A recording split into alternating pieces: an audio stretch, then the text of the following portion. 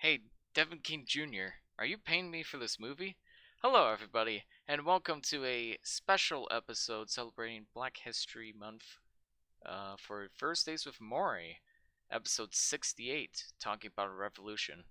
Just a quick disclaimer before we begin. I think it is important to mention that any criticisms we have towards any of the movies tonight is not directed at the themes they explore or the messages behind them or the inspirations they took from real events.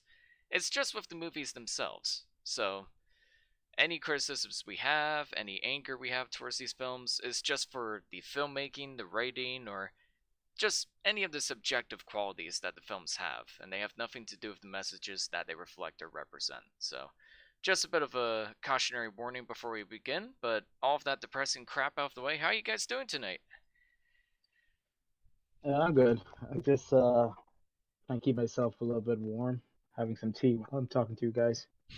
hmm Well, we're really happy to have you back on here, Bernard. I know Agreed. it's been a minute, but do you want to just quickly introduce yourself and before we begin? Okay, my name is Bernard Petillon, originally from New Providence, Bahamas. I came here in 2017, where I matriculated into the advanced filmmaking program at Fanshawe College in London, Ontario.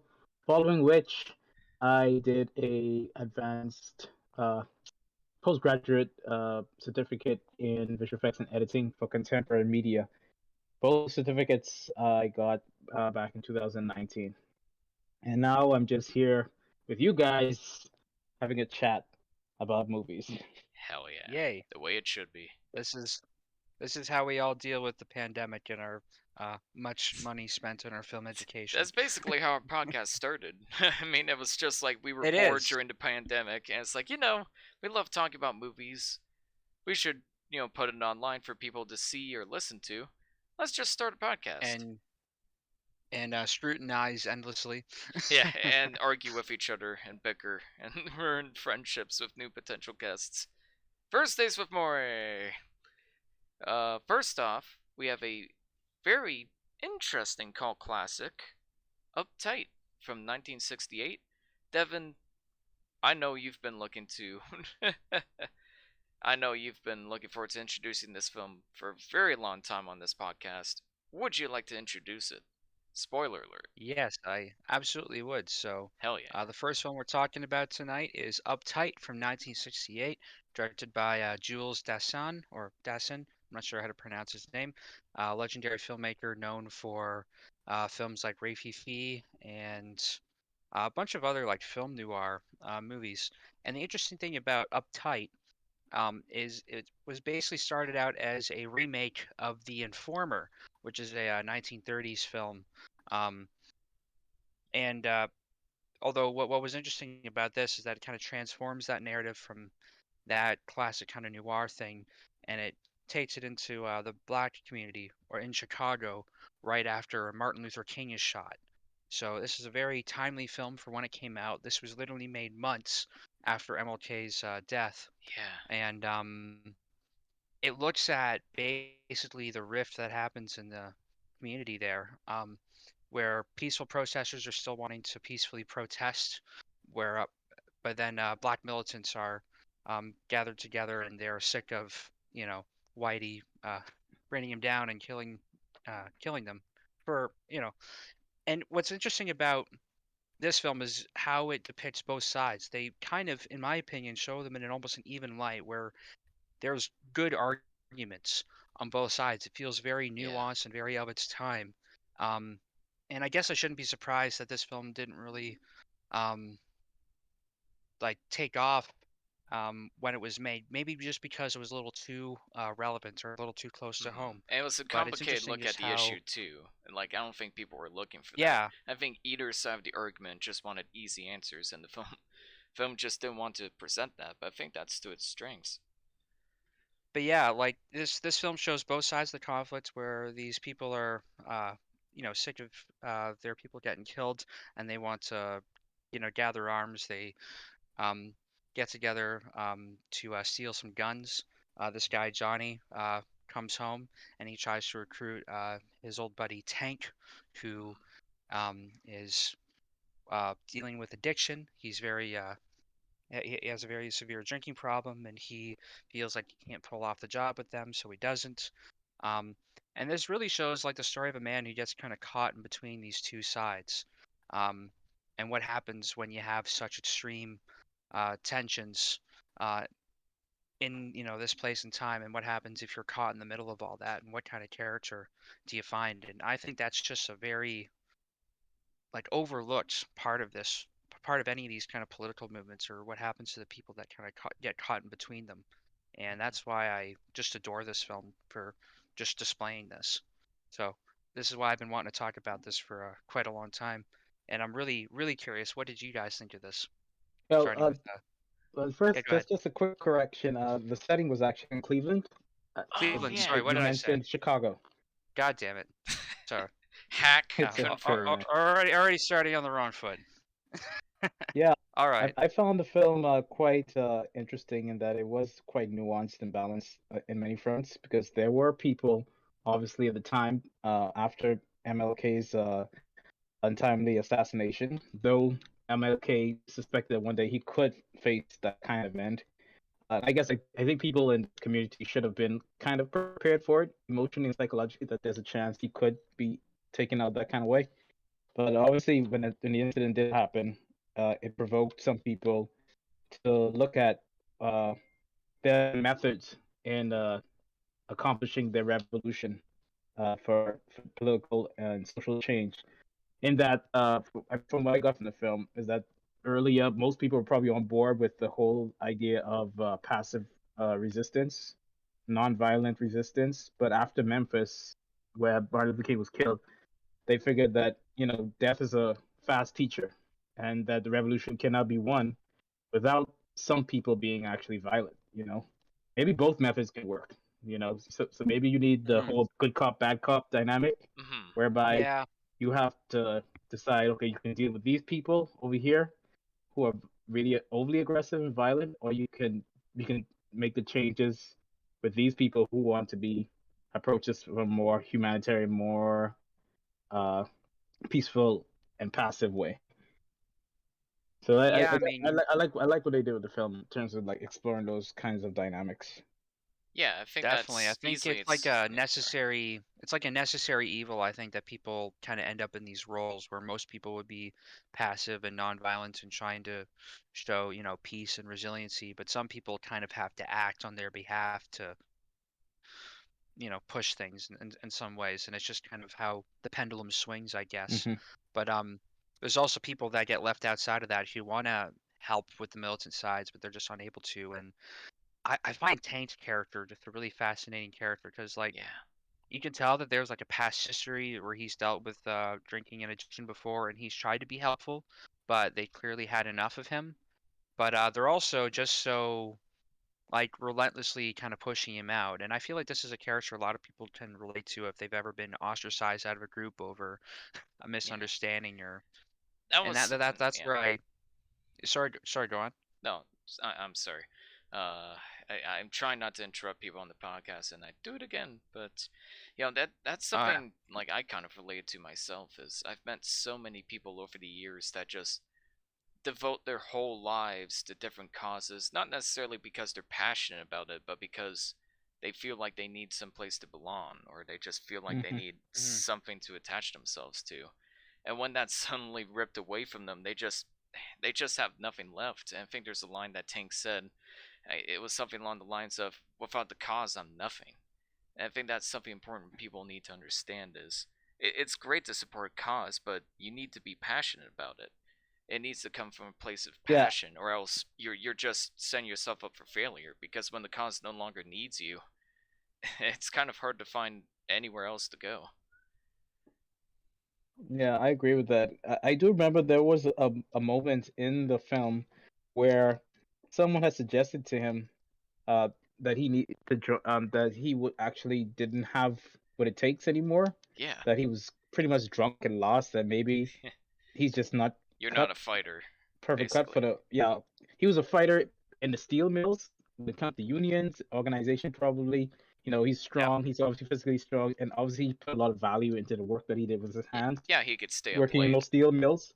But after he lost all of that, losing his part of his identity with his work, it seems that he gravitated towards this movement, but he's just not cut. He's not built for this kind of movement. So Mhm. I guess they probably were doing him a favor by actually removing him from that situation where he felt he had to be obligated to be part of this resistance.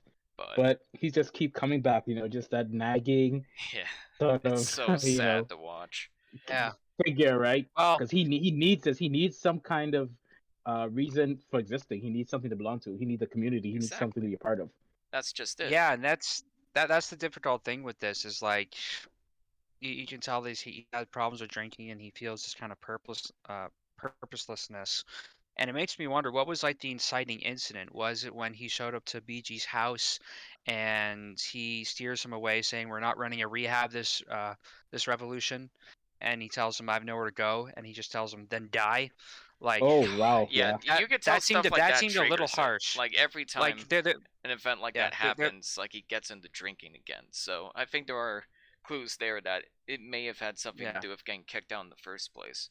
And then they were just like, oh, well, he's just a drunk, so we have no more use of And him. He can't come back. you know, and on that surface, it seems really harsh and kind of cruel or cold. But maybe he has made mistakes enough in the past that it warrants it. Hmm. It's just hard to say, but I do like that you get the sense of a past between them, and it makes me wonder what the right solution is. Like, could he have had him involved in some way that is helpful, but also not like kind of inconsequential, where he's not gonna do anything like Yeah, damaging? in this I don't scenario, know. that's kind of Maybe hard. he's fed up with that.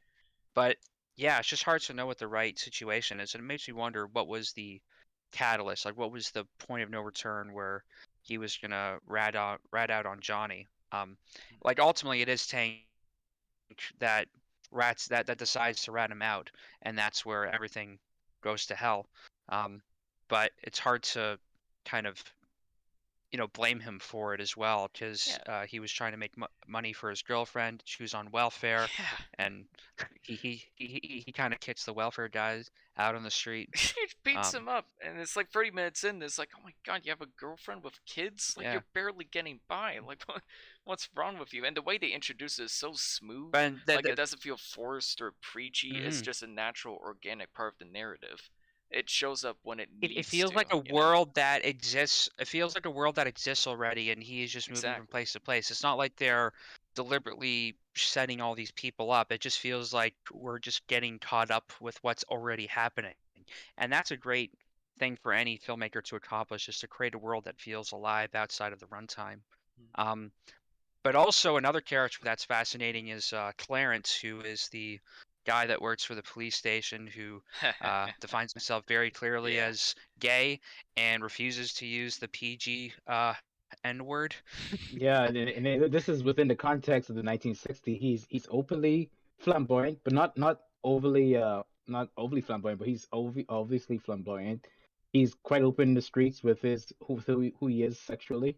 Uh, and he's obviously not PG when it comes to using certain terms, all the F words and the N words, right? Oh, Yeah, no, I it's so found that great. really funny when his police chief was trying to correct him on his language and saying, "We say Negro now because that means I can say it." He's like, I But don't no, give he a says, shit. "No, sir, I'm this," and it's almost it's like he's wearing that like name proudly Yeah, or he's something. reclaiming the language. Oh yeah, he Yeah, doesn't care. Like that's the best part of his character is that like he doesn't have a care in the world, and you can see but why but Tank would also kind of latch on to someone like I that. feel like he's definitely part of the problem because he's the one that offers Tank $1,000 to turn in his best friend, and he takes up on that deal when he has nowhere else to go to. Exactly. Yeah, He doesn't even realize it. for the most part, he doesn't have much of a moral compass. I mean, he's very self-serving. He's made that clear from the beginning. He's very Yeah, neutral. Like he's like, I'll and serve he's any like, side no that one will serves my miss own. me when I'm gone. I'm not in a hurry to kill myself, but I just haven't worked out my method of departure. There's He's so just a much Exactly. great That very was a dialogue. beautiful line. There's so much yeah, great it is. dialogue in It's this like movie. yeah, but Like, no, you could tell he definitely is like disconnected from the community. Like he's just fed up with everybody, so he's just gonna make his own life good for himself and doesn't care kind of foreshadows what about happens with whites or Tank in a way. Like he's yeah. kind of like a reflection of Tank's character. Like what Tank kind of the thing that Tank wants in life. And there's so much great dialogue in this movie too. And my favorite scene in the movie was the meeting. Like there's just so much great dialogue that comes off their tongues. The meeting in the bowling alley. Like one of my favorite lines was, Yeah. "It's like I haven't seen you since you were a kid. Like I barely recognize you anymore." It's like that's because I'm not on my legs. And no, sorry, I'm not on my Hmm. knees. Like so Not down much on my knees. Yeah. great dialogue like that. That's just very It's very effective. intense too. There are very tense moments in Yeah. those meetings. And Yeah, there's like no need for I music or barely anything. breathe through those. Like these people are just talking, but I feel like I'm on the edge of my seat listening because both sides of the argument are presented so well. Like it's really hard to know what the right answer here is, and I feel like that's how volatile things were at the time. And I remember there's a scene where the black politician comes to meet up. I don't know, I can't remember if he's a politician or a reverend, It was but the He's a bowling alley, right? reverend, but Yeah. it's obvious he has political aspirations. yeah, he has political aspirations, and he's trying to, you know, trying to Is cut a it? deal with the black militants to not be violence, Yeah, but this obviously they have is yeah. sorry. This is the scene where he brings Teddy. Teddy is the white guy Yep. Yeah. who used to work within the organization, who they eventually decide to oust. And that was such a I was so conflicted with that scene because like I remember him saying, we marched together in Selma, we went in the same jail cell. Like I was there with you and I helped you guys kind of on your way here, but they oust him because they say that we need to find our own path and Find our own path, yeah. Yeah, And then exactly. in which case he responded by saying, "You can't do this alone. You need people like me, or you need me." You know, which is true, because ultimately in the end, I mean, they still are a minority, right? They at the time I think they Yeah. would have made like maybe 14-15% of the American population. They still could get crushed at any time. They still need yeah. allies. They need people to walk with them on this journey. But I can understand the emotions are very raw, and they feel like uh, that the people who are working with them have the testicular fortitude to go the extra mile as opposed to just walking along with them. You know, the usual sort of liberal approach, which is holding up placards and probably organizing people to march with no actual teeth to go even Yeah, further than like that. for white people it's like virtue signaling or like a badge they wear like hey I'm honorable and I'm moral because I helped the Yeah. black guy But with get him their it rights or seemed pretty something like that. Like genuine. it's Like that was the sad part. Like it's he Yeah, he seemed was genuine. genuine. yeah, Yeah. for him it was genuine. Like he says I wrote this thing up, but you can use it as toilet paper if you want, and you could That tell was that great. his heart Yeah. was like breaking at that scene. Like oh my Yeah. man, and it's just sad to see like just this kind of divide happen when they should be unified. Like That's what makes it work. that's that everyone's fighting for the same end goal. Why can't we work together and make this work out and put together like these petty differences? Yeah. They almost become accentuated And I think in a way, and reflecting that's on both They, sides is what makes the film so special. Like it really gets you to emotionally connect with all of the characters involved and just connect with the situation so much more. Like I'll just say it, like I think this is the best film out of the three we're talking about tonight, mhm. like by a mile. Like it's not even close. And I think mm, that's the complexity behind it is such a big reason why, but even from a filmmaking perspective, like there's a lot of great cinematography, great use of lighting. Oh yeah, And it was hard to tell like what was a set and what wasn't a set, which especially for the time is really impressive. Like I think the only noticeable set I noticed was like the the gay guy's very red apartment, but besides that, like it really does seamlessly blend together. Like the bowling alley I think was a set, but it looks like they just filmed in a real bowling alley. It's so seamless. It really just draws you into the film's world. mm. So I wrote some questions when thinking about this film that I was wanting to share in advance, to try to get us to think about it. But one thing that I was wondering, could Johnny's death have been prevented, or was it inevitable? And is Tank an irredeemable protagonist because of what he did? Ooh, that's a tough one. Ah, I think. I think. Yeah. Go ahead. Sorry. No, no, Go you ahead. first. I want to think on this. I think Johnny was already over the edge. I think eventually he was willing to pay the price for his revolutionary cause. So I do think maybe there's a chance that he was eventually going to find himself in the grave early from the Mm, onset of this revolution.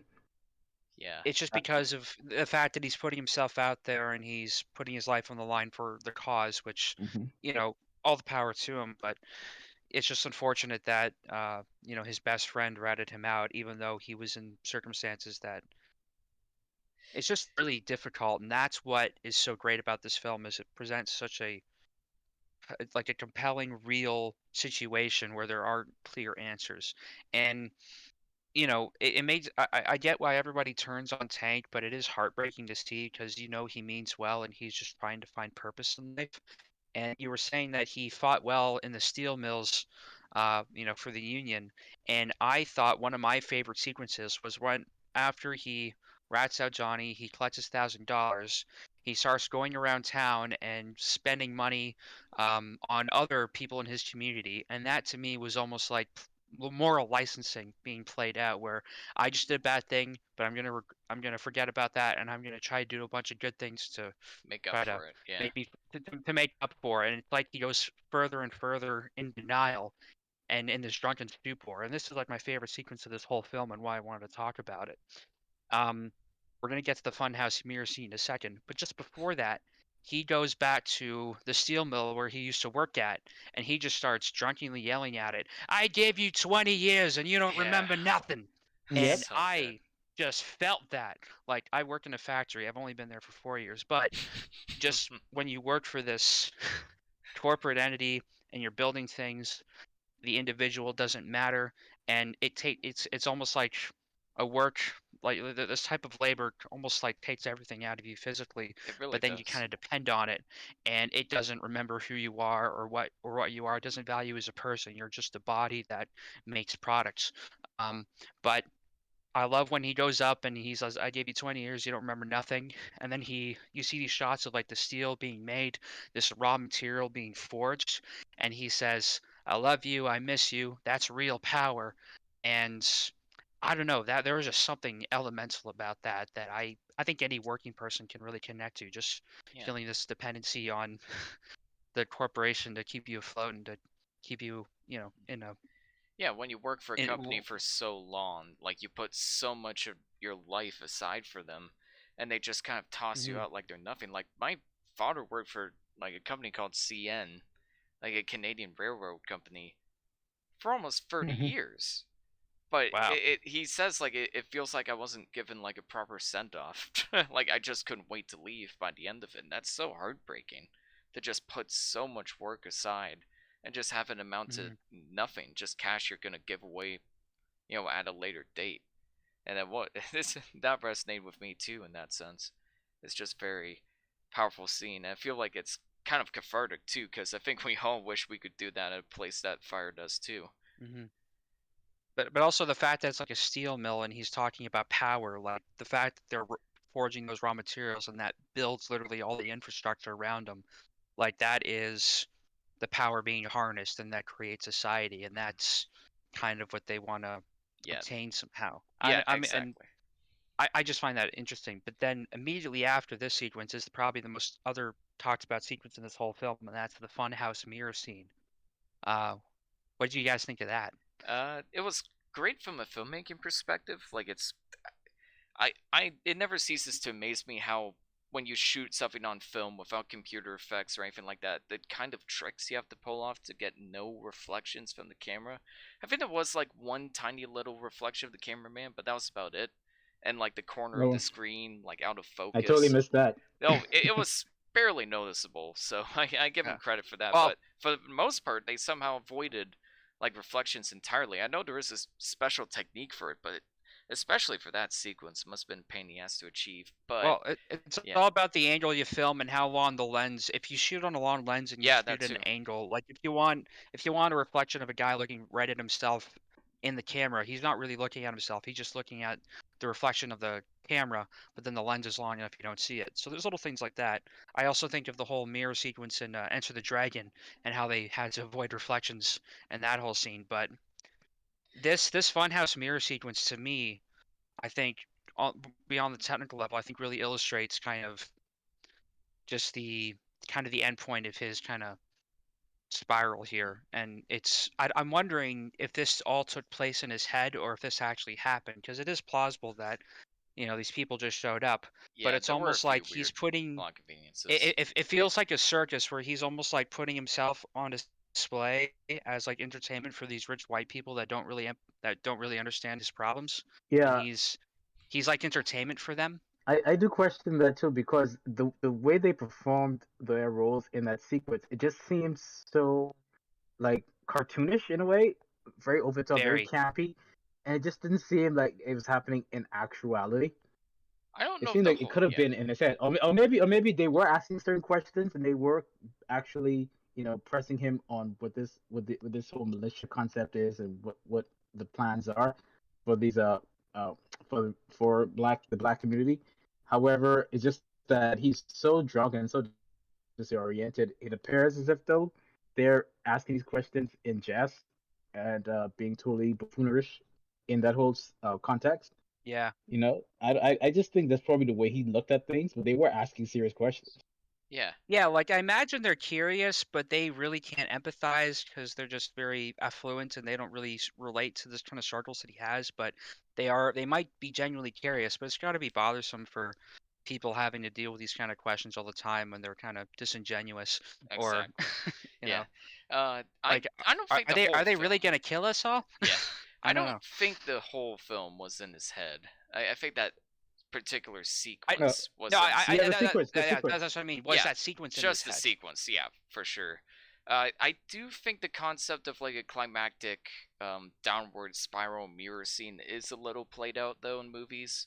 Like we've just seen it in so many different movies that like there's plenty of examples. Like Last Night in Shanghai, a lot of film noirs do it, so you can kind of see the influence there. Yeah, Trying to think of other examples, like Fear and Loathing Las Vegas. Like it is a little, it was a little cheesy for me in that sense, but I wouldn't blame the film for that at all because at the time it would probably be like more effective when the trope was less used. It's just I've seen it hmm done in so many movies that is a little corny and little maybe forced when the rest of the movie just felt so organic and natural that having a oh he's going insane scene did feel a little out of place for me. Didn't 100% buy it, but it saved it with the ending of the movie and the final conversation with his girlfriend, so that definitely made up for it. Lost me for a little bit, but then it kind of came together at the end.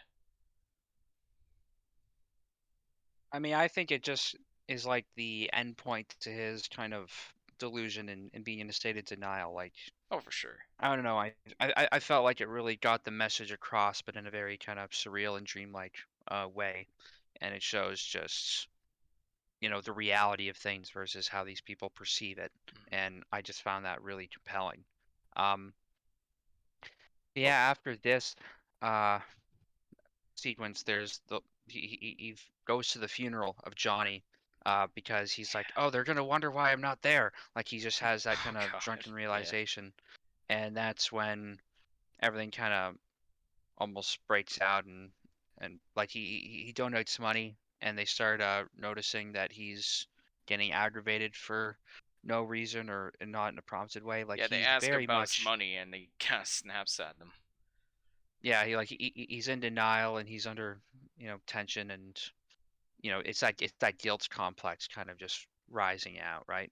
And Yeah, I found it interesting also when they were offering him a place back into their group for helping catch the guy that did it. He just suddenly lit up and he was like, "Oh, they're gonna accept me back." Like it is almost like selfish motivation that he had, where he just wanted to feel like he belonged again, even at the cost of selling out his best friend. And that was maybe kind of the telltale sign for them that he's the one that did it. Um, yeah. I just Man, there's gave just him so more. many great scenes in this film and Yeah, it's the so way it much unfolds and great dialogue, and the dialogue seems a little. What's the best way to put it? If it was performed by like lesser actors, it could seem like a little theatrical and silly and over the top, but the actors just do a great job of selling it. Like if this was sold by any other actors, it may not have worked nearly as well. Did you guys have yeah. any issues with it? No, I don't have any issues. I did like how this actor who played Tank, how he chose to approach the character. but boy, man, boy, they really made him greasy, man. Like Oh he looked Yeah. yeah, really he's one intense. It's sweaty like motherfucker. he was constantly sweating. It's like he's Oh man. constantly in this moment So of gross, his name man. apparently his name was Julian Mayfield from Yeah. what IMDb tells me. Hmm. He approached the character pretty strong. He made some good choices in Very terms of his expressive. performance. Yeah. And this is like one of very few acting roles that he has. Like he maybe had some odd appearances in one film before this. Like this was like his major acting role. And he also had a writing credit in this as well. So he really Ooh. I think was behind this character and wanting to display this kind of thing. Like I think he really dug deep into himself for this character, and I think he did a terrific job with it. Um, And al- go ahead, Also, sir. I neglected to mention that this was also partially written by Ruby Dee, Yeah, who I was just want to mention that. Yeah, Mm. yeah, yeah, which is interesting for African American woman at the time to have some kind of input in writing of a screenplay. yeah.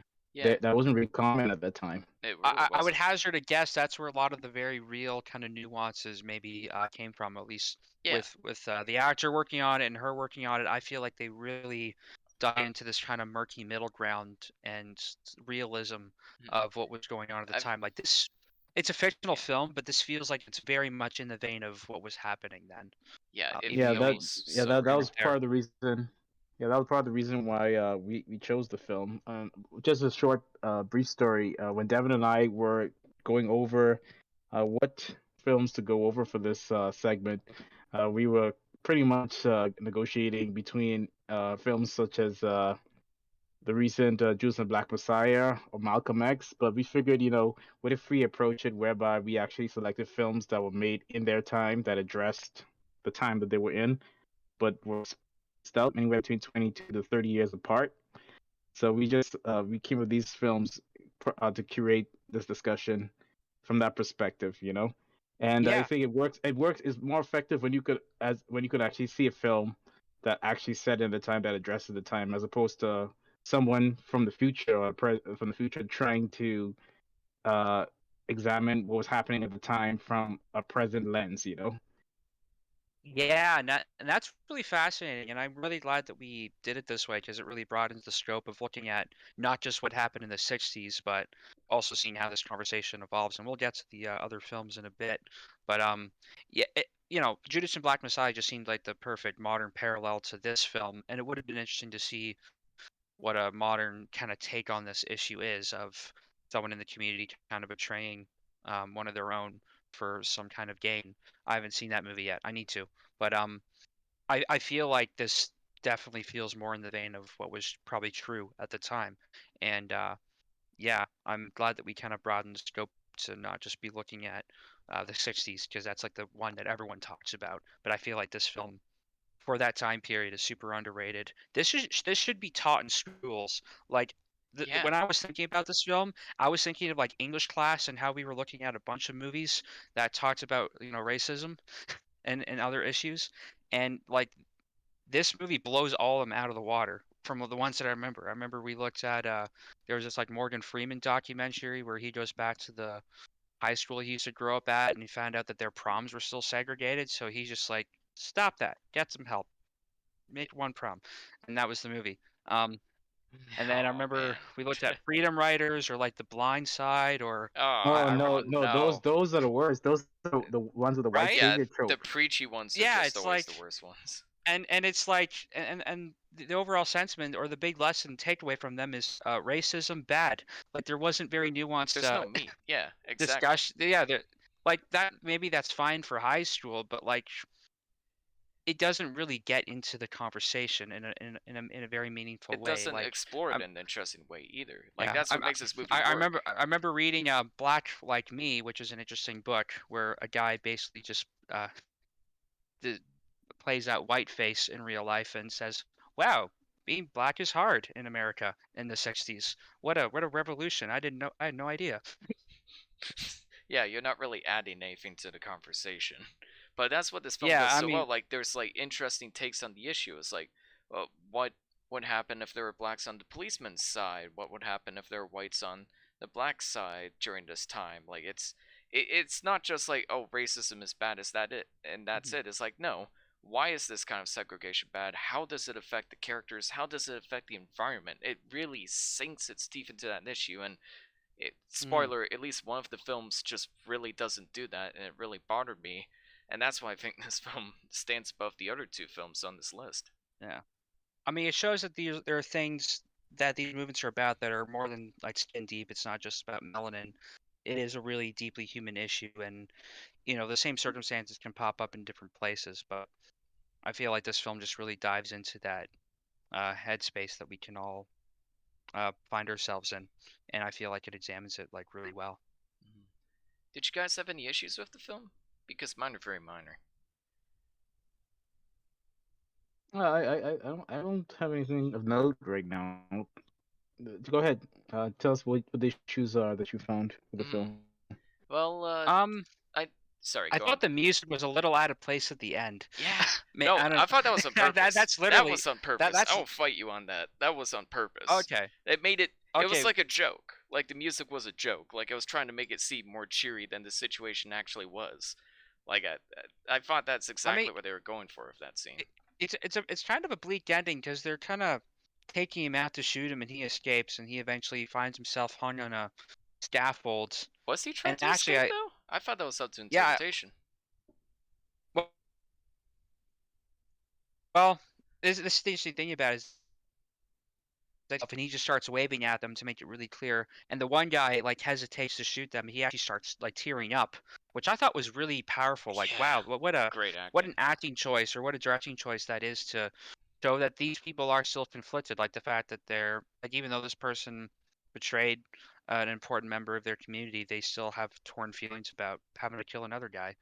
And then the other guy kind of grabs it from him and he shoots him down. I think he allowed himself to get shot. Exactly. Um, And he was gained their which attention. Like, look, get this over with, but I'm not gonna make it easy for you. I'm gonna make it from a distance, and you're gonna it's a have to dark shoot me ending, from but here. the music is just so like cheery as like a juxtaposition. It's just bizarre. It It's a is great memorable, but juxtaposition. like But yeah, on that man, point about music though, I thought there was a bit too much music to the point where it kind of felt like a music video. I would have maybe liked a few more scenes that didn't play music and just let me like envelop the world, so to speak. And there's a lot. I know it's a movie from the '60s, but man, there's a lot of ADR.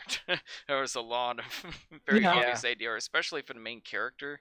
I thought it was particularly noticeable for him. And yeah, plot-wise, there were some really annoying like plot conveniences here and there. Like, really, Johnny happens to show up 5 seconds after Tank like meets his wife. Like, I know they Hmm. did that for Hmm. pacing, but that was a little too convenient. And he just happened to You know see what? the gay guy in the bar on his way out That in his time of that need. that, that almost seems like a dream thing to me. Like the fact I that don't know if I can wanders give into that this out. abandoned building and Johnny happens to be there. That feels like a dream kind of like sequence to me. Like you just kind of walk to places and this person you've been wanting to talk to just happens to be hanging out there. I mean, But also perhaps the choice was just to have him perhaps just monitoring the house to see if Tank would ever show up. You know, true, maybe that maybe makes that's sense. Eh, what happened. I guess, but the way I guess the way it was presented in the film just felt a little too convenient. Like, oh, okay, we gotta get the plot moving along here. Here's the It inciting works incident. though. I Like guess it works. I think it's a nice scene of showing them like they are friends, and it's a that's good what scene. It's just kind of how it happens it is lame. foreshadows the tragedy all the more later Hmm. on when he ultimately betrays him, and he goes further into denial. Where he's like, I can't tell you why I did it. Like he was really like lamenting, and he Yeah, that was just effective. doesn't. Yeah, I mean, That reminded me a also lot it's of just Insomnia. yeah, it's an interesting coincidence that this episode that we're doing also is 68, and that's when this movie came out. So You did that on uh, purpose. yeah, This is your no, plan. I like how that works out with like the one with episode 66 as well. But yeah, We're this just this this felt like the right time to talk about this movie. Finally, excellent I'm really happy that we did. foreshadowing. And it's a great film despite some technical issues and plot issues. I absolutely loved it. It's just every inch of it feels so real. Every character I was with and against them at the same time. It was a very complex and interesting look at the issue, but it's also about art of feints. It's also about like the play of the working class and how much somebody has to, how much a father has to struggle after being fired in an intense environment. Mhm. It's also about, like growing up poor, like the class between, the conflict between the poor and the rich. Like there's more to it than just racism is bad, and that's what makes it so compelling and timeless to me. And I'm giving And this I think one, that's yeah, why it makes it more relatable too. exactly, And like if you're not the same color as the main character, there's a lot of other things about him that you can relate to. And I think there's a lot of mental health issues in this film as well that aren't for sure. acknowledged or talked about. And I feel like that's probably how it was handled back then, where they didn't see him as being different in any way. And I don't know if he was, but yeah, Um, Yeah, that was common back then. Mental health wasn't really fully addressed in any type of significant or nuanced way. that's true. It was just yeah, simply have someone committed, get pumping up with some drugs or maybe some shock therapy and just be yeah. done with it, Yeah, right? drill Everyone's something to their expected to head. pull themselves up by the bootstraps, suck Yeah, it up, just deal with it. But that's Especially in the black community, I can tell you, we don't see mental health as a thing. It's either just you just tough it up and get on with it, or perhaps people assume it's just spiritual. It's just something wrong with you that's spiritual because we are heavy into the church, right? So just can pray it yeah, away and pray God would address it and deal with it in His own good time. So exactly. there's all of that kind of stuff going on. Yeah, because it's like either you're a revolutionary or you're a worker or you're a police officer or you're nothing. It's like, what about my issues? Like, who do I go to when I'm feeling down? Like, there's nothing for that. They just kick him out as soon as they yeah. seems useless, and that's like really heartbreaking to see. And imagine a lot of people were that way around that time because there just wasn't any time to delve into your mental issues and find out your emotional Yeah, problems. And that's yeah, when I there this think it weren't there personally really weren't hit. shows. sufficient institutions for Yeah. that. Exactly. I think it shows the importance of having institutions that people can like access. Like if he had more opportunities to make money and make ends meet, then he wouldn't have those different means. But also showing how important a support network is, having, friends close by that, support you and pull you through these problems. Did I cut out there? Very briefly, but nothing Okay. major. Well, I was just saying it's important for institutions to give people options so that they can make ends meet without having to go to, you know, dire straits Hmm. and all these things. Then also having a good support network of friends that try to help you through with your struggles. I think if Tank had more options, he would have been in a better place, and everyone else there would have benefited from that. What would you guys give Uptight out of 10? Go ahead, Devin. I'm gonna be bold. I'm gonna give it a 10. Oh, that's Whew. high praise. Yeah. High praise. I'm Well, for go on. go ahead. No, Go I'm ahead. sorry. I'll end it. uh, I'm gonna give it an 8.5 out of 10. It's closer to a 9 than an 8. It's Yeah. excellent film, classic. I'm gonna try and hunt it down on Blu-ray, but something's telling me that'll be difficult, unfortunately. Yeah. For me, I gave it an 8.7 because, like I said, it's set in the respective time where it belongs and addresses the issues as relevantly as it can within the given historical context. And I also admire the technical achievements, the cinematography, the shots that they captured, the performances were strong, and the script, not perfect script, but the dialogue was tight, and yeah, the performances were just the highlight that actually helped lift all the dialogue off the page. So Exactly. yeah, so I give it an 8.7. Hmm. Yeah, The I'm kind of dialogue was very around there. Yeah. uptight. It's very Said tight dialogue. Well done. couldn't resist. Well done. Congratulations. I think you need to get on a bus and leave, Devin, because it's time. Ah, That was probably the Okay. smoothest segue I had. I'm actually proud of that one. Bernard, do you want to Okay. introduce Get On Yeah. Bus? I can introduce this one because I was alive at the time. oh Uh, yes, please do. yeah. So this movie is called Get on the Bus. It was released in 1996. But the setting is somewhere in 1995. This would have been during that historical moment where there was a Million Man March held in Washington, D.C., where several uh, desperate a group of African American men traveled by bus to witness this historical event where all these men are gathered together at the mall in Washington D.C.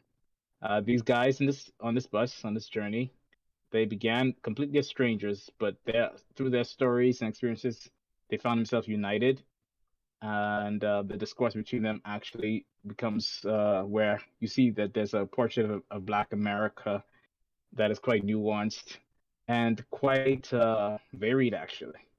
So that's what I found interesting about this. Hmm. Yeah. Good I introduction. guess technically I was alive when this happened, but I was like 0 years old, so I have I no was one. recollection of it whatsoever. I But it is I interesting remember it to, fondly. I remember it fondly. I yeah. remember watching the whole thing live on CNN, watching Farrakhan's speech. Of course, he had a glass thing protecting him, just in case there's any attempts on his life or anything like that. Oh yeah. So Jeez. yeah, so I I watched that think whole they thing. learned since MLK to put glass in front of people that are talking. I'm sorry, I shouldn't laugh, but that's wow. Yeah. That's unfortunate, but I guess it's not too surprising. What do you guys think of this film? I'll let you guys go first before I get into my thoughts. Um. Well, go ahead, It, Mister. it, Well, it's a good question. So I did find like the setup really interesting, and I liked the cast of characters, and I did like the kind of diversity of different people coming together to this park for different reasons. Um, I also found there was a lot of unnecessary drama.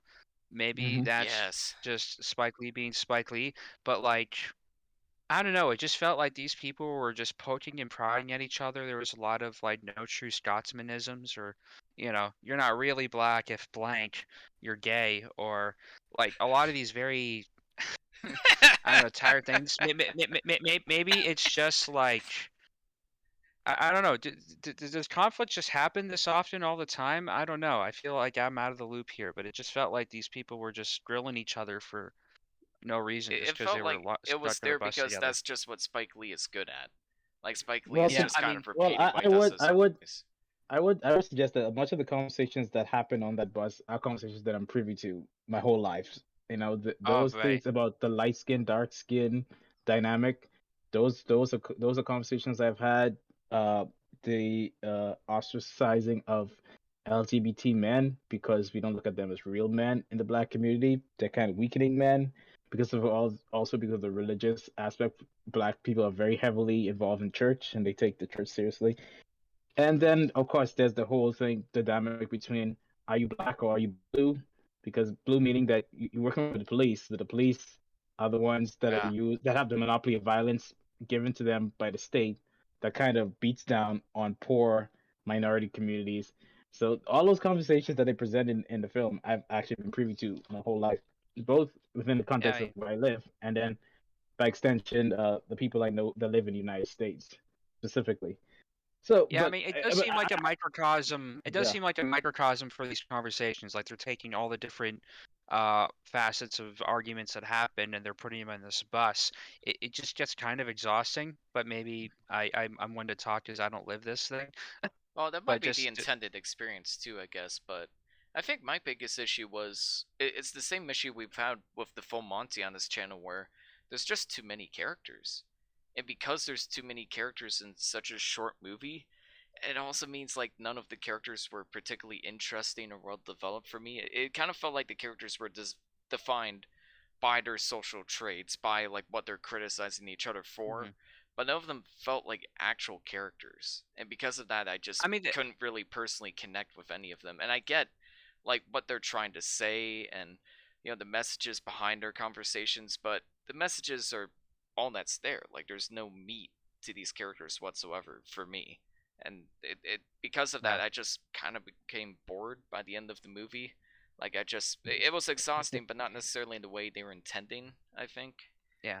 Like I felt like they were I all there for a purpose. Like they were there to yeah, highlight that these are the kind of conversations that happen and these are the kind of issues that we have in but this more than community. that, it was a reflection of multiple generations of black men, right? Hmm. Where someone from the '60s, the lens by which they see the crisis with black men in America in the 90s will be slightly different from what it was in the 60s, especially if they're coming from through multiple different decades and they see what it is that for black what it's like for black men then. And then you have these kids who just like coming up into the adult years and haven't really experienced much yet, and they're having to learn about things within their setting, and then learning from the other men who are just a slight age above them, and the other men who are much older in the middle ages, and then even seniors, right? So I like the fact that he sort of had all these characters of multiple different ages and had coming from different backgrounds, Oh, I agree. financially and career wise. That kind of creates different dynamics as well. Yeah, I agree Yeah, wholeheartedly I did on like that. that contrast of the generations and that like there were some interesting conversations there.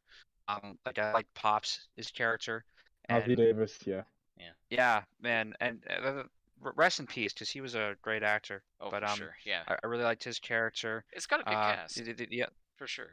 I, I, And I actually found myself really enjoying Andre Braga's character. yeah, He he was was good, but my constantly creating issues. my problem was he reminded me a bit too much of Captain Holt. Like I can't not see Captain Holt from Brooklyn Nine-Nine because I've just spent so Oh much God. time watching him in that show. Like it was still good. It was I totally blame myself for thinking that way. And yeah, like I agree. Like it was interesting to see all the characters sort of their different backgrounds and you know views on politics and their age differences and the years they came from. My problem is that's all the characters are, and after a while, I was just like, "Where's the part where I should care about these characters?" And the film never really gave me an answer. That's what made Uptight so compelling in comparison because they were characters. They all felt like fleshed out people with a past and their own like issues and problems, and the film just can't develop any of those characters because there's just so many characters and the film flies by so fast, which might work from a pacing perspective, but also means I just feel nothing by the end of it.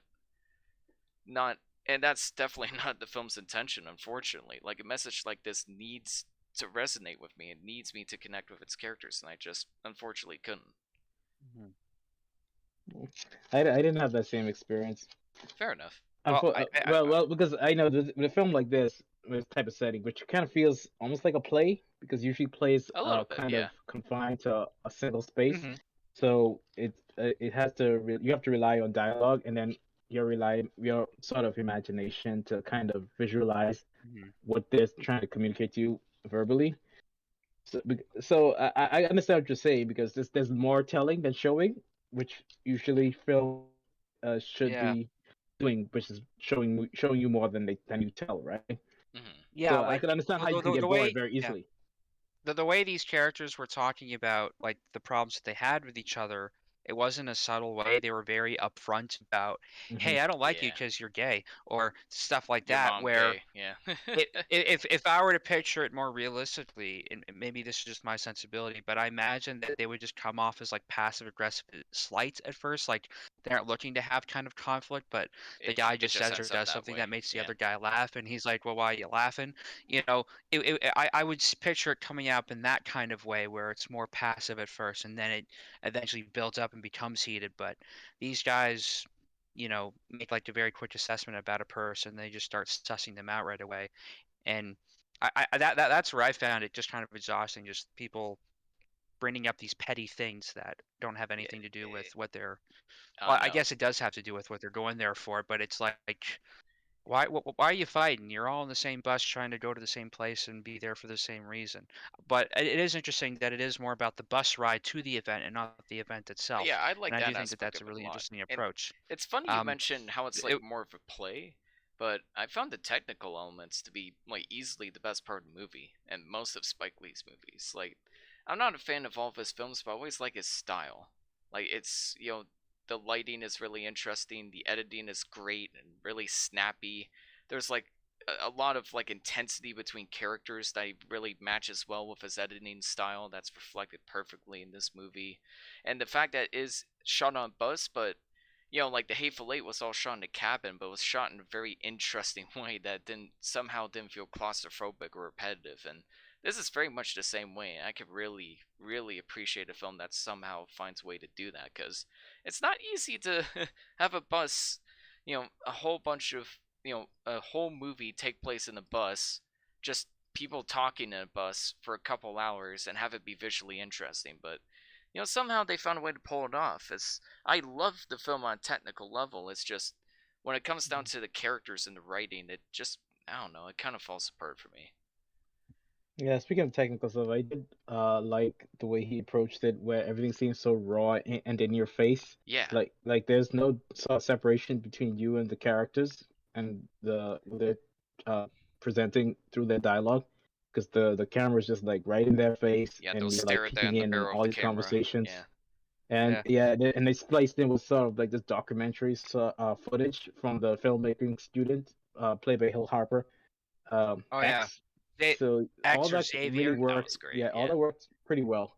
And then there's also some strange sort of way that he colored some of the film when they head outside in the desert. See, everything seems kind of really overly saturated, which I Yeah, find it's like quite interesting. I thought, like, did they get into Mexico suddenly? Because everything's like that piss yellow color, which for some yeah. reason they love to say, I "Oh, thought we're gonna that put too, a piss actually. yellow Yeah. filter, so now we're in Mexico," That's what I which is thought. Is kind of like a trick. somehow they Well, took a wrong turn and end up in Mexico. Like I thought but that's where no, the no, scene was going, honestly, because they weren't they arguing about no, directions at that point or something, or I mean that's just like a movie language trope that I think Breaking Bad really made popular because all their Mexico sequences are shot in yellow. But yeah, it is They interesting that they the way do it they in all kind of third world visually. countries actually. Yeah, it's like, oh, this isn't America or this isn't a place that has money, so we're gonna make everything look like it's piss yellow, Doesn't have which money. is really terrible Yeah, in many ways. But it is interesting the way he does that here, I guess. yeah. It kind of adds to like the intensity of the characters, and Yeah. you mentioned how Well, Uptight had a sweaty main character. This has a sweaty cast. The characters are so sweaty in this oh movie. yeah. Well, I think they're driving through Arkansas, which is Yeah, Hmm. not great. it's ironic that Steve isn't here to talk about Arkansas, but If you're it's listening, buddy.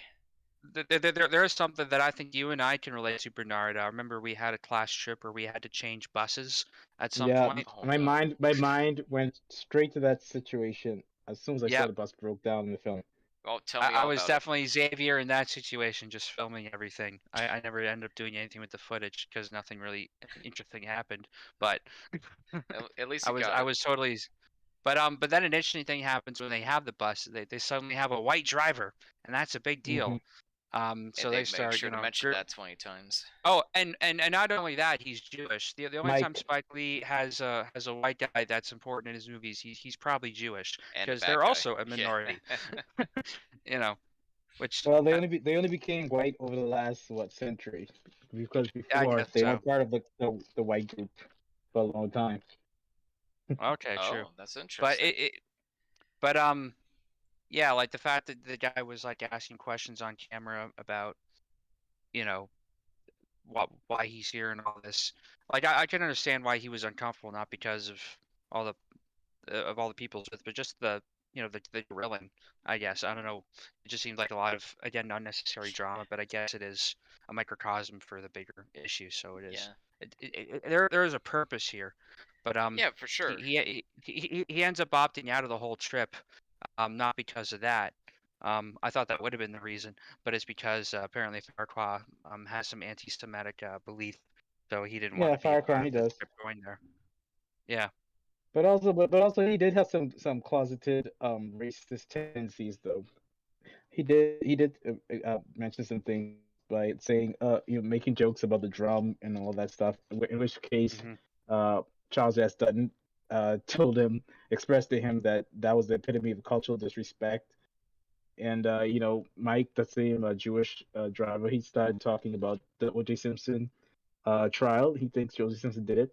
Now many people do post that situation, but the problem was that the corrupt APD seemed to try to frame a guilty man, and people were just happy to see a black man start getting one over on the system, because the system's always been going after black men so vehemently as within the court system. So that was a part of that.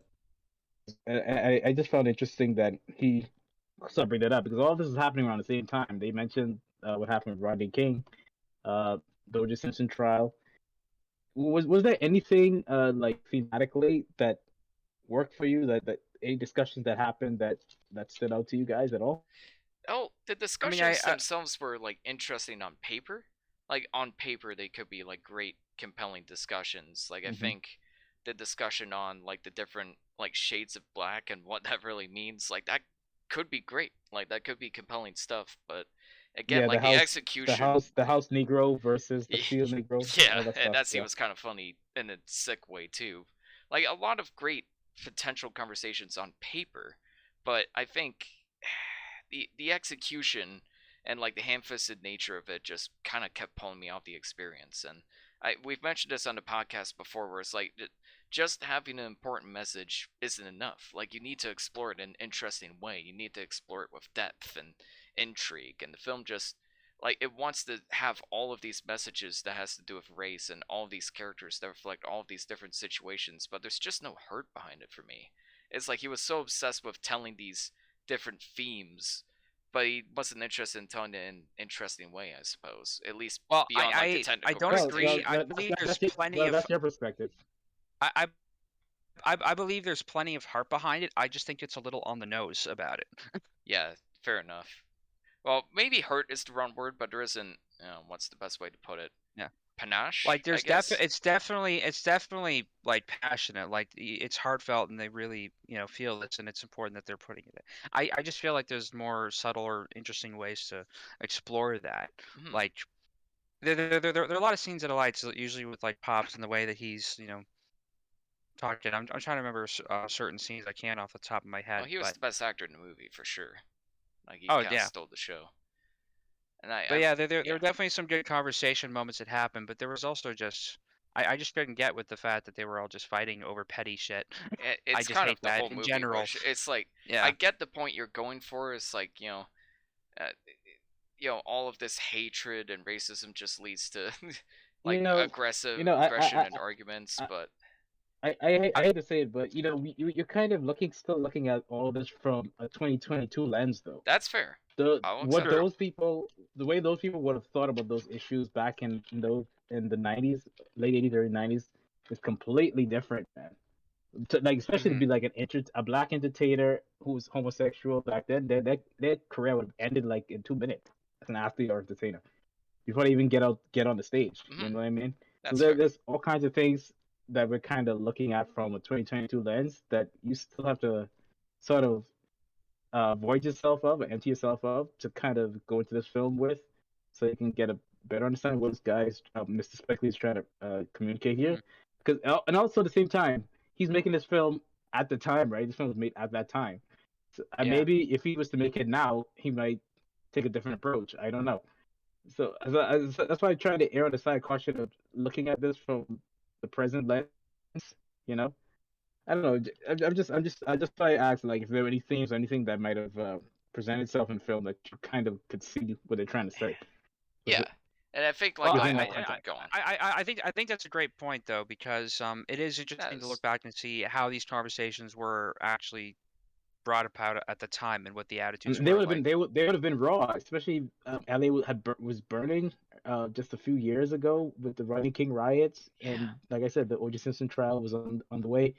This is like the peak of the incarceral system, where they had the three strikes laws, the Bloods and Crips, like they just owned the streets of LA at the time, and Pac and it was making all these records talking about life in that part of the world, and part of the United States.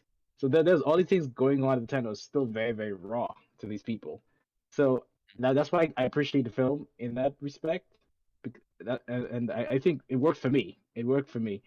And also, I was alive at the time, so I would turn on the news and I saw the riots and I saw the trials and I saw all these hip hop artists talking about life in Compton and life in South Central and all these different things that are happening at the time. So I have a great appreciation for it. Oh, and that's good, and I like that you were actually alive at the time and can compare it in your mind to how it actually was, and like and that's my question to you is, does this film feel like a very realistic kind of depiction of that time period? Yeah, it's set in Right the on. time period. And those conversations are conversations that was raw at the time, that was still in people's minds, even from a distance, like us in the Bahamas. When O.J. Simpson's verdict came in, I was in seventh grade, literally at school, and the teachers in the teachers' lounge were watching the verdict come in.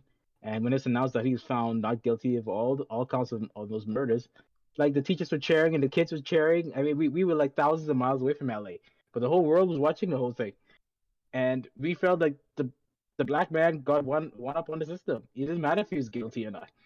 But it's just that we just content that this black guy were and walked away. Especially when you that's got quite like a contrast to like a racist cop like Furman was trying to frame him. If the glove don't fit, he must have quit, right? Yeah, yeah. exactly.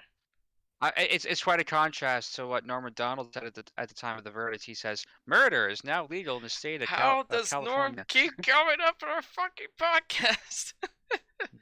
It keeps happening every time Norm Macdonald somehow like makes a relevant joke to whatever topic we're discussing on almost every episode. So he's a man of the time, man. But I do like I that kind of guess. contrast and comparison about how people reacted to these things. I felt like I should have researched just a little more about what happened then to really connect with it. But I did find it interesting that rather like than getting studio financing, that a lot of prominent like black men kind of contribute to the funding of this film, including Yeah, I read about that.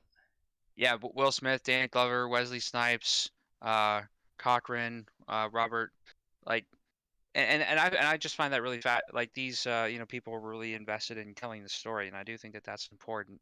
Yeah, that's Um, one aspect I can appreciate about it for sure. Spike Lee usually tend to fundraise that way to get films completed, Mm-hmm. because a lot of the work mhm, that he does isn't necessarily for the mainstream audience, especially in those days.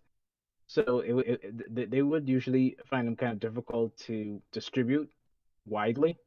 So getting them financed would have taken a great effort, yeah. especially by a black filmmaker at the time, even with the name credit. hmm Yeah. But like personally, I wouldn't say that there was a lot that I connected with this film other than like character moments. I love the contrast of generations and how they talk about these issues that affect them. Because I do think that there's just some basic intrinsic human things that affects everybody that that they do mention, but maybe they're just a little more heated in this bus and that weather, in a way that I just found kind of exhausting. But then again, who am I to talk? But I do like the fact that he made this right at the time, and that's kind of the theme with all these films that they are really of their time and they really kind of act as these time capsules so that, in a time and place where I was barely conscious or alive, I can kind of go back and I can see what was the conversation like or what was happening in this time period where I was just completely oblivious to, and I can see this movie and get kind of a sense or kind of a feeling of what it was like then. And I do appreciate films like this for being able to be transportive in that sense. Yeah, and I can respect it for that. And yeah, I'm being more harsh on the film than I'm, actually am. Like there is a lot I do appreciate about it. The technical elements, the great soundtrack, the cast is all great, and they do a great job, despite the fact I wasn't always super convinced by their dialogue and how their arguments are brought upon. I wouldn't blame any of the actors for that, and they definitely all give it their all. I can't really think of a bad performance even, which for a movie with so many characters, that is pretty impressive feat to pull off. But I don't know. I Yeah. just, especially I, after watching Uptight, like I've just seen these messages delivered much better in other movies. I Yeah, like the one character that they pick up, the really rich guy who was talking about Wendell his nice Pierce. car. Yeah, and Wendell then Pierce. and they just get to the whole political argument, and eventually they kick him out. I enjoyed that Yeah, scene quite a bit. that's what I was kind of hoping for Yeah, more of, I guess. he was the worst, man. He is every black man's nightmare. The black Republican who only believes personal responsibility and looks down all other black men as being lazy and looking for handouts and all these other things. Oh yeah. He, I'm, but he was good for the short time he was in the film. I thought he's quite effective. oh, he chewed the Oh yeah. scenery. It definitely makes an impact, and it's very cathartic to see him kicking his ass out on the bus. Yeah, it was entertaining. But I was really sad that Pops died as soon as they got there. Um, although there is something poetic about that, It's even and sadder shows knowing that. what happened to the actor. Oh man, yeah, no, I really felt for him, his character and all this, because it sounded like with his like life story that he worked these jobs for many years and he did all the things that he was supposed to, but he still kind of didn't get uh kind of his earned uh credit for that. Like he was estranged from his family, he didn't have anybody in the end, and that's the really tragic thing about it. So I really felt for his character, and I liked and the times he was playing the drums and teaching the other guy how to play the drum.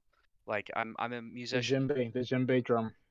Yeah. Yeah, and I really like that. I think that there's something about music education. I was actually talking to Bernard about this earlier that, I was around music and that was something I could always access and play with, and so that's been a big part of my life. But in some places they just don't have that, and I feel like that's something that more people should have access to just as as another way to explore life and express yourself. And I feel like it's a very powerful tool. So I like that scene where he's just showing me how to play the drum. Like you don't want to just hit it, you want to make love to it. Just showing how you Yeah, kind of that's a great line. bounce on the drum head in a way that lets it resonate and really create the sound you're going for. So I don't know, I like that scene Yeah, of all of all the other scenes. I you don't know just why. really like Pops. And he is the best Yeah, character he's of the movie for sure. But just even him, I couldn't quite connect with as much as I wanted to, unfortunately. I only really connected with yeah. his stuff because of what happened with the actor, personally. Maybe we just don't have enough melanin. I don't know. Maybe we should have a full episode of movies he's been in. Oh, yeah, we should, Yeah, and I like he's movies legendary. like Yeah, movies that make you explore kind of where these other actors have been in, and you find some like hidden gems. yeah. Oh, he was also in Do the Right Thing. He was the mayor. Oh, yeah! Yeah, I haven't Oh, seen and Dude Right Thing in a while, but I remember that. Bubba Hotep. Huh, that's an interesting one. Papa Hope? Is that the name of a movie? That's the name of a movie. It sounds like a type of gum. It sounds like a type of Hubble Bubble gum. Yeah. Anyways, Anyway, ratings? Ratings. What we get rated It's as this good. movie? Just a quick note. Also, Ozzy Davis was married to Ruby D at some point. no way. Wow, What? You didn't these know No that? movies connect shit. in a way I didn't expect. I like Devin, that. I how'd you like do that. this? How do you keep Yeah. making these strange connections? You know what?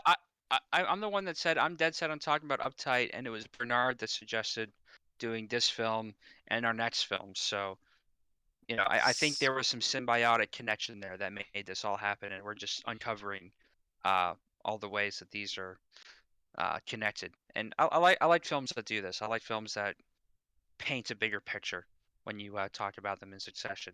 Even if I didn't personally vibe with this one as much as the other two, I still think it's a great part of the conversation. Like this is a Spike Lee joint I never heard of until Bernard brought it up, and I'm like, okay, cool. I've seen a Spike Lee movie I never saw, and I like that it was very topical and relevant to the time that it came out. And looking back, you reveal some things that are interesting. So I value movies like this, regardless. Uh, I'll give it a 6.9 because I have to have a Of course. 6.9 in every episode. Of course. Uh, Gonna go a little bit lower. 6 out of 10. Like, it feels like a messy script handled by a masterful filmmaker. Like, that's kind of sums up my feelings on the movie as a whole, so. Yeah, 6 out of 10. I really wish I liked it more than I did. Oh, you guys gonna be shocked. I give it an 8 out of 10. Oh, It Solid. works. It works on levels for me personally. I do like the technical aspects. Like I said, it's the way they approach using the camera, getting these intimate moments with all these characters, getting in close on them. Everything seems kind of raw, kind of documentary style, like it's in the moment, mhm. as opposed to being very cosmetic with the fine, refined cinematography, perfect contrast, and where you can see nice lights and shadows and all these kind of highlights and things like that. And I like the way splicing with actual footage from the march itself. And the Yeah. soundtrack I thought worked pretty well. The editing choices worked pretty well, and of course the performances did it for me. Not everybody can sell those lines so Mhm. effectively unless you have the right actors in those That's roles. true. Yeah. So all that stuff working in concert together worked for me, making the film effective. So for me, it's an 8. I understand that the film was kind of inaccessible for you guys. There's like a distance for you, but I thought it worked for me. I felt close to it. I mean, clearly it resonates with a lot of people. Like it has such a high meta score. It's Mhm. the letterbox rating is pretty good. So, like I I, I, understand I like think the I think respect and Archie love for got it. gave it 82% maybe. Yeah, and like I get the love and respect for it for sure. It's just I guess the way it explored the messages was not my cup of tea. But if it is your Mhm. cup of Oh tea, wow, then he yeah, actually there's got a an lot here. 89%. Oh, Ah, got Uh, could 89% on Rotten Tomatoes. should Wow, that's change pretty high. that wow. 8 I to a mean, 6. I guess my issues with it are just more about how Spike Lee sometimes just puts the message a little too upfront, or there's other ways of. Mhm. Yeah, that was kind But of my thing that too. Well. I think the next film actually does that too, pretty heavily on many Yeah. fronts actually. Should mm, I introduce The Hate You Give? go Yeah, for go it. ahead. Alright, so The Hate You Give is based off of a book, apparently, that was banned A or New York something? Like, Times bestseller. but it was a New York Times bestseller. It was banned. I don't know what the issue was, but I think it had something to do with the subject matter. It was banned in certain libraries and schools. But in 2018, yes, 2018, there was added an adaptation into a movie. So spoiler alerts. This is somewhat recent, so spoilers. Star is the main character of the story. She's part of a poor community, but she also goes to this very wealthy and rich school, and she witnesses the fatal shooting of her childhood best friend at the hands of a police officer. And now she's kind of facing pressure from all sides of the community, and Star has to basically find her own voice and kind of try to stand up for what's right and trying to kind of find her own path. And I'm gonna be honest, I really did not like this movie. You kind of mentioned the issue of like high school racial dramas where the message is just racism is bad and the films just have nothing else to offer. That's exactly how I felt with this movie, personally. I could not get with it. It was so ham fisted and on the nose. None of the characters felt like real people. None of the kids talked like real kids. And it's just, it disconnected me. It's a message like this and a story like this deserves a much better movie than what we got here. And I'm sorry, I just could not gel with this one at all, especially after watching the other two movies, which I'll get into in a bit. But I'm curious to see what you guys think and tell me how wrong I I, am. I might eat my words a little bit if because my criticism on the last film was maybe the messaging was just a little too upfront, and it's very obvious in this film. But I don't know. I just enjoyed it. For what it is. Like I thought it was really compelling in some of its scenes. Like it had that visceral impact that it's going for, and I do like the main performance from Star with two R's. Don't ask her what the second R is about.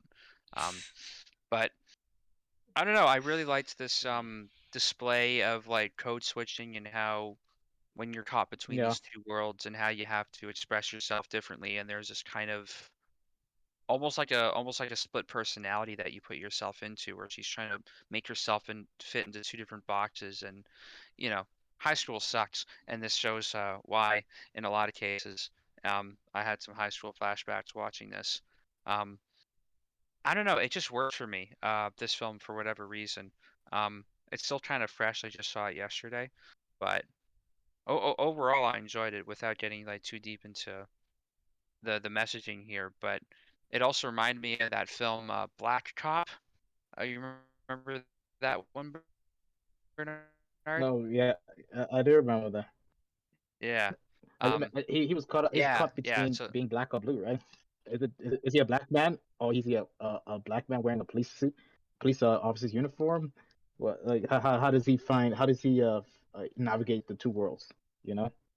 yeah, and I don't know. It's just I think this is just the thing that I connect with in general because I often find myself connected or caught between two different worlds or two different sides of an argument. Often on this podcast, anytime that Ian or Steven go off passionately You're about a just on the movie, and I'm fence. just like, yeah, This fence this is the fence very the comfortable. fence is not yeah. The fence is not that comfortable for me. Or I guess I'm used to it at this point. I just I don't know if it's comfortable or if I just don't feel it anymore poking into my ass. Um, so I think that's why I connect with the characters in this movie and Uptight, just because I often find myself caught between arguments all the time. What about you, Bernard? What'd you think of this movie? I actually did enjoy the film. I did enjoy the film. I think the film works on many levels. The actors were great. I mean, the performances are pretty strong, especially for Performances are that the young best part. girl, Yeah. Amandla Stenberg. She was pretty strong in her role as Star with the two R's. I thought much of the script worked. I think the themes were well explored. I did take some exceptions when it came to the script. I think there's some editing that could have been done script wise. They didn't have to say everything. I think there's certain things that they could have left out of the dialogue, I and kept we would have thinking that, gotten it. yeah. Uh, You for can tell example, this is would have been definitely like a book adaptation, like Yeah. because there's It, a lot of yeah, narration, there's a yeah. lot and of it's so obvious, explicitly yeah. explaining stuff, Uh, and yeah. I would give you one good example, which I noted because it just bothered me so much, was the scene where Star was having a conversation with Uncle, is it Carlos? I think it's the Yeah, Carlos sounds right. It's the one yeah, played by Carlos, a common, played common, by right? Common. Yeah. Yeah, Common, and she was asking him like, how would you approach a a black kid reaching in his car versus a white guy in a suit reaching for his car. And he said explicitly, uh, he would tell the white guy, "Put your hands up." I think that was unnecessary. He could just avoid the question and just go quiet and just say and finish the monologue with saying it's a complicated world. And we would have gotten it. We would have gotten what his answer was. That he would approach it differently, both situations differently. He didn't have to say it. You know what I mean? There's Yeah, certain things exactly. in the dialogue I thought could have been edited, and would have been clear to the audience. Just if you just capture the right look on the actor's face, uh, the pauses, or anything in the environment visually that could tell us exactly what they're thinking. Hmm. And we didn't need dialogue to necessary to inform us as to what the character is thinking or what they intend to do in any given situation. Yeah. Yeah, But for it's me personally, I think a lot of the film was good. I did like a lot of the characters. I like and when you look at all these films, that are strong male characters, especially like I thought Russell Hornsby who played Maverick, Marv Carter. He was a strong father presence in the film, which is very important. And yeah, I did he was good. find it interesting the names that he gave to the kids and what each name stands for and what each kid represents within the family, what he expects for them to do in the community. I find a lot of those things work, and the family dynamics and relationships with all the different characters within that neighborhood, which is called what was it called again? Williams Heights. I think that's what it's called. Garden Heights, I think.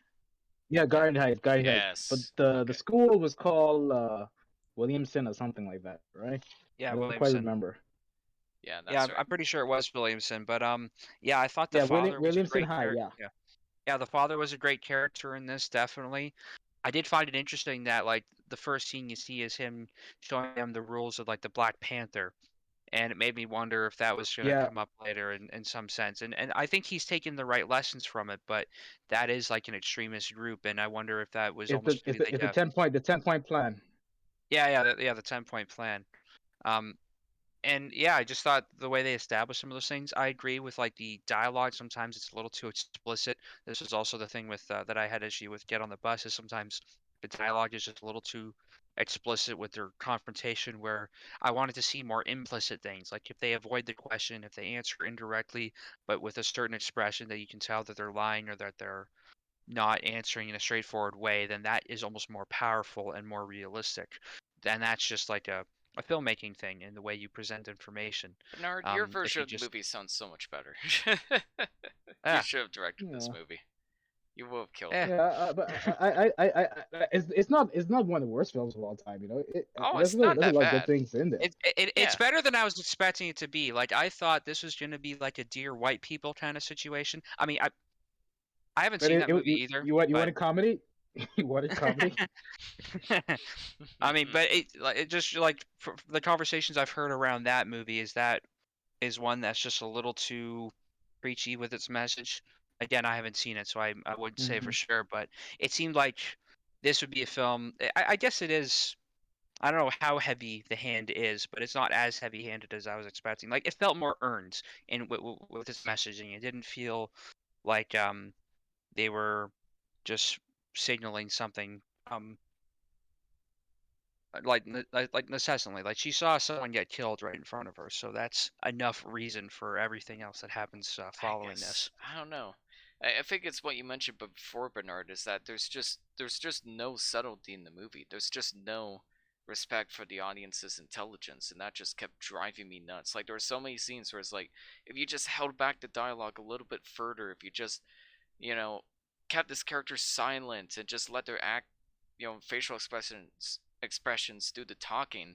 But this feels like a classic example of a bad novel adaptation where it's like if we just copy and paste what the novel did and then just put it into the movie, it'll work. But cinema works in a very different way. Cinema is not like a play or a novel. It has to be a visual medium, and I think that was another big issue I have with the film is that like the presentation wise, especially compared to the other two films, is so bland and flat, and everything's like evenly. I It's like everything's yeah, fine. I have to agree. Yeah, I have to agree with some of that technical stuff.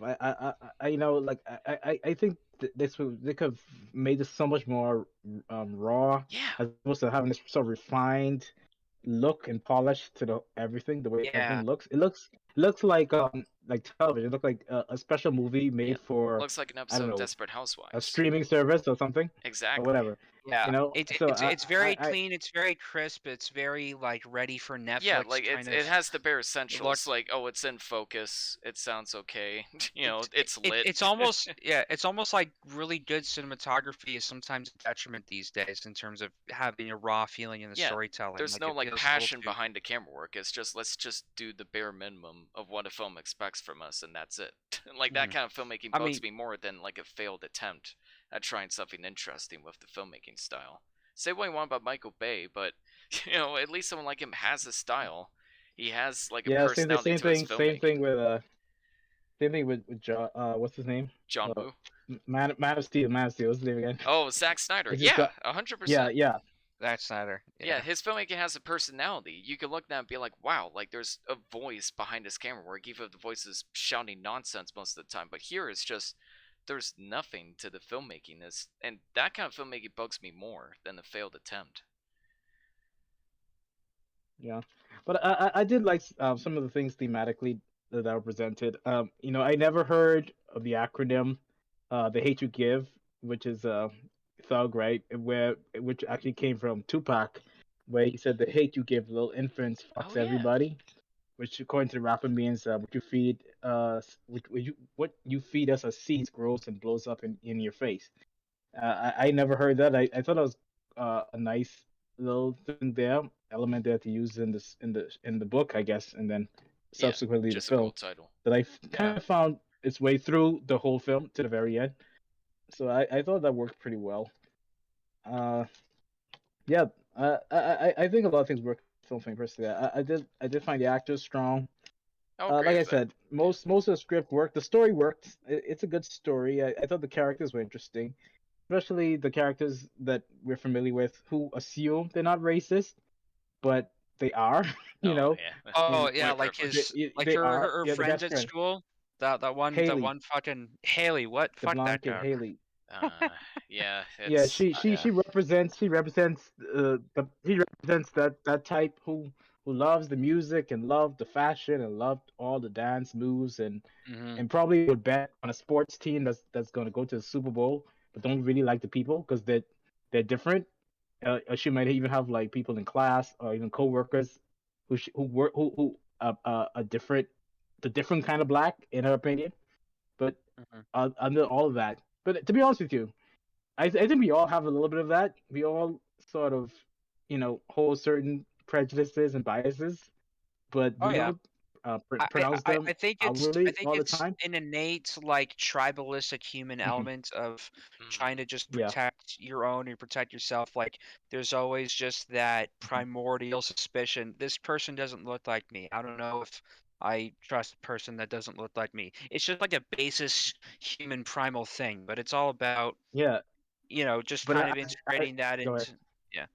Well, it's trying to overcome that, like trying to show that we've evolved intellectually and that we like know better, or looking for other ways to build bridges and connect that gap over this thing. But people tend to fall into those tribalistic plot holes all the time, and it sucks when they bring up all these petty misdemeanors when we could be doing much better for ourselves.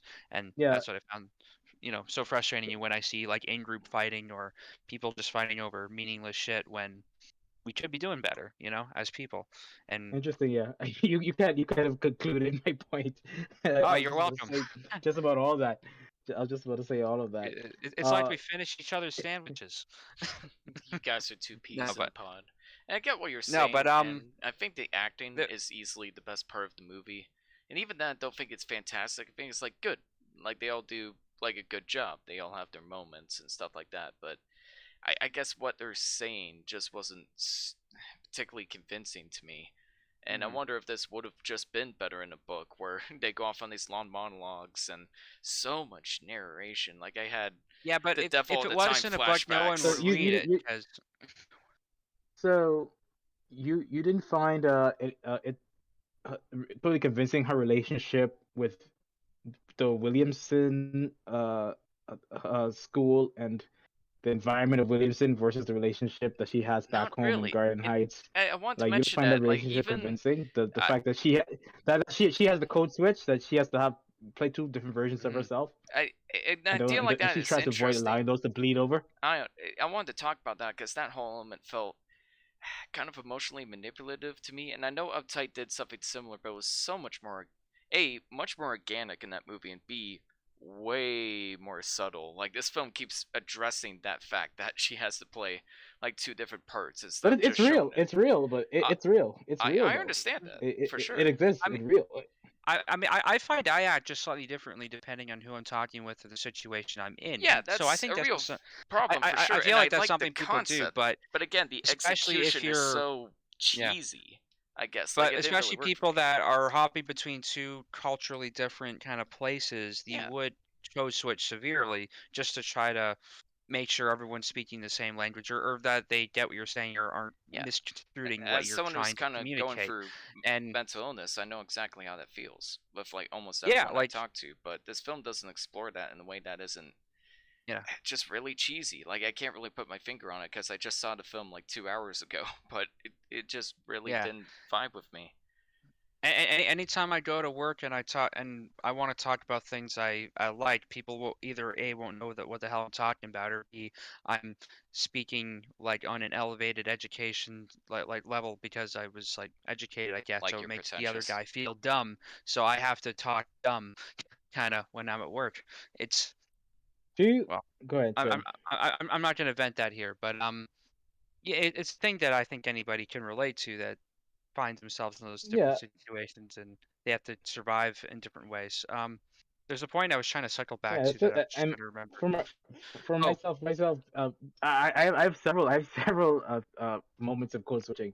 Come from the Bahamas, like there's a certain way I speak informally when I'm at home in my neighborhood, with my peers and neighbors and people grouping, and then when I go on the other side of town, where I'm going to like say an event like an art exhibition, where there are these sort of highfalutin white people, I code switch to accommodate them. When I'm talking to tourists, I code switch to accommodate them. And then now coming here as an immigrant to Canada, and I have my own sort of vernacular slang from back home, I code switch to accommodate them. So I have multiple layers of code switching. So I could relate to that part of the film.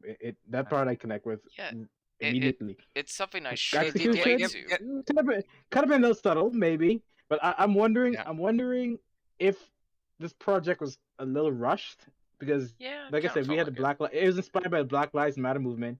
Mhm. That's been escalating since 2012 after Trayvon Martin's murder, and then eventually uh, Michael Brown in Minnesota, and then went from there.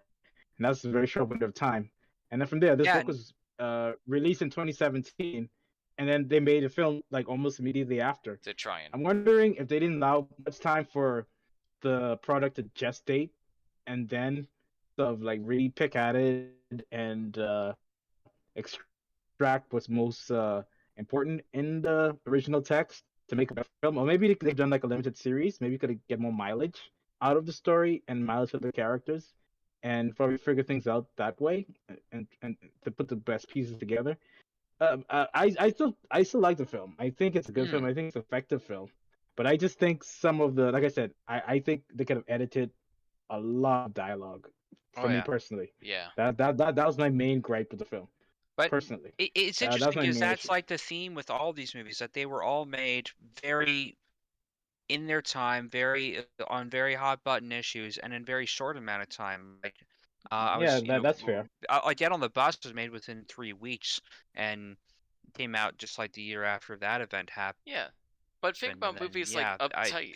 and it makes you wonder Yeah. like yeah, and Uptight, literally the year Martin Luther like was shot, they made that film like within months afterwards. Like that's Yeah. insane, that amount of turnaround time. But it makes me wonder how come, at least for us, that movie seems to work better than something like this. Because Where I. are we just like more critical of things of our time just because we're in it and we are more, I don't know, aware of these different perspectives and how they clash? Like, are we disconnected from the 60s? So when we look back with these like rose tinted glasses and we're like disconnected, and it's like this feels like a relevant piece of media for the time and that stands the test of its time, but we weren't Here's. like there then. Yeah. I don't know. Here's my It makes issue. me wonder if, Yeah. Sorry. yeah, it just makes me wonder if we're more hypercritical of stuff coming out now just because we're in this world and we have like 20 different perspectives of um, ways of looking at this issue. Here's my kind of perspective on it is that, and people won't disagree with me on this, is that Uptight feels like it came from a place of passion. Get on the Bus feels like it came from a place of passion. Like the director thought, I need to make a movie on this message because it's something I'm passionate about. The Hate You Give doesn't have the same feel to me. It feels less like I want to passionately explore this source material, more like I just want to make a quick, cheap buck on a social issue with a book that just happens to be relevant. I don't know That's if I agree kind with of what that, the but film felt like to me, at least compared to the other two films, especially. But I I go ahead. I don't buy that entirely, but I could see how an investor would see this as an opportunity because of the climate that we're in at the time and Mm-hmm. still are in to exploit this issue and try to Hmm. get a turnaround on the investment. I could see how that could happen, you know, as opposed back then those people actually it was an investment. It was just this is what's happening and we're gonna make this film and we're gonna discuss this issue because it's still raw within us, what's happening right now, the current conditions that we're in. Whereas, yeah, even though this situation too is raw, that's presented in the Hate You Give, it does seem more like a commercial endeavor in certain respects. Yeah. I do agree on that front, but I do think that there's some passion involved in this film. Oh yeah. Maybe I, not as the previous ones, 'cause I'm sure they had to do like a lot of fundraising and a lot of find ways to make things happen Yeah. with the little resources they had. So I could see when you have that kind of come up, how you could actually see the actual passion itself because it's more of a struggle to getting it done, right? Whereas something like this seems to have the studio backing, and you have all these multiple elements coming together a little bit more smoothly because you already had a previous source material that probably was on the best. It was on the bestseller list, so you can get all these elements together quickly, lawyers, everything, all the contract negotiation quickly, and get a film made. And yeah, I could see how this seems more commercial, and it actually looks more mhm. commercial, more polished than the previous films. Whereas the other ones, definitely were passion projects that took some effort to Yeah. getting them made. Exactly. Like this definitely feels passionate to me. I don't think that this is dispassionate at all, but I No. do think maybe the motivation and the backing behind it is different, and the reasons Hmm. for it being made are different. So I think that's why the feeling of it is different. Where maybe it feels a little more corporate. Maybe there are some other kind of entities kind of motivating it to be a certain thing, and maybe it's not quite pressing on certain elements of the issue in as nuanced a way as it could be. Maybe money is a motivating factor here, just in parts. But one interesting technical thing that I've noticed that I wanted to mention, and this goes back to our code switching, the way they film Garden Heights versus Williamson, there's a very different color temperature. Like it's very warm, very sunny in her community where she lives, and then when she goes to school, it's very cold, it's very blue and very whitewashed. And Yeah, yeah, yeah, yeah. Blown out in certain parts. Yeah. yeah, and so and that really kind of goes into the feeling of what they're going for. And I do think that there are some great, elements of the cinematography there. Um, but this is almost like standard practice in a lot of cases. It's like focusing on creating a really crisp image instead of necessarily a meaningful one. Something Though that there are looks some good on great, 4K TVs. Yeah. well, there are some great frames here, but it is a technical kind of element. I remember listening to a conversation with Ava DuVernay when she was talking about Selma, which was another film I was considering for this episode at one point. But she was talking about her conversations with their cinematographer when they were filming MLK in this kind of prison cell where there's just like a little bit of window light, and they were trying to figure out if they had enough information in the shadows because they were really going for like an intentionally underexposed image. And the cinematographer, I forget the name of him who works on that film, but he also did Arrival, and he intentionally goes for these kind of underexposed, more naturalistic looking frames, and I really appreciate his work. But this is anyway all part of the conversation about modern cinematography. They're trying to retain information in the highlights and the shadows so they can really shape the image later, but it is more of a technical exercise rather than creating an image that where you feel something. um, and I like older films that just feel a little more raw, a little more direct, where they overlook certain technical details like whether or not the highlights are blown out. if but if there's something about that that just feels right for this image and makes me connect with what's happening, then I can overlook technical flaws like that because they almost encapsulate me into what's happening. Hmm. Yeah, and Selma feels, even that movie feels way more passionate from like a technical perspective. And this film, I think I agree with you, Bernard. It just feels rushed. It feels like it's just, uh, pat on the back, feel good. Well, not necessarily feel good. I'm trying to think of the best way to put this, but it just feels like it was Well, shat out. It didn't feel like it came I from I, a place of passion at all, I and that just feel like they're frustrates trying to me. put a band-aid on a break of concrete, like Yeah, these that's a great are way of putting it. it's like they're putting duct tape on some foundational error that isn't going to cut it. Um, because these police shootings are a real problem, and police corruption is a real problem, and these communities having conflicts with gangs and all that are real issues, and they're trying to in a way tackle all those issues in a balance in a way, but then it's almost a little too like putting a nice neat bow on it.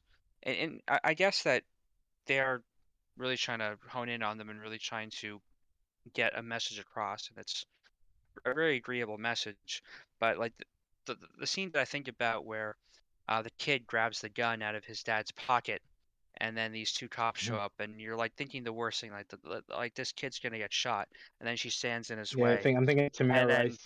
I think- it's like everybody puts their guns down, and everyone realizes, oh no, shooting people unfairly is wrong, and it's like everyone learns their lesson. I'm like, realistically, that scene would not have played out that way.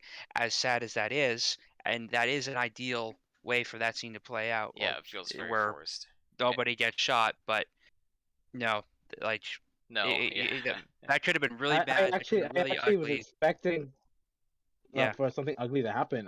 That's how I thought things were going to end. You know. And as heartbreaking and as terrible as that is, you kind of realistically, need to that show that. Yeah, probably would have happened. And I do think you have to be a little unabashed in presenting that and figuring out, okay, how do we deal with this ugly situation? And that's where I think the really yeah. important stuff Or happens. So just I'm if not you're saying gonna that's do what I. something like that, just don't have it feel as forced. Just don't have it feel like, all right, that's it, we're done, get out of here.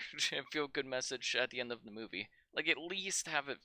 If you're gonna go for something like that, at least bring it about in a more convincing way.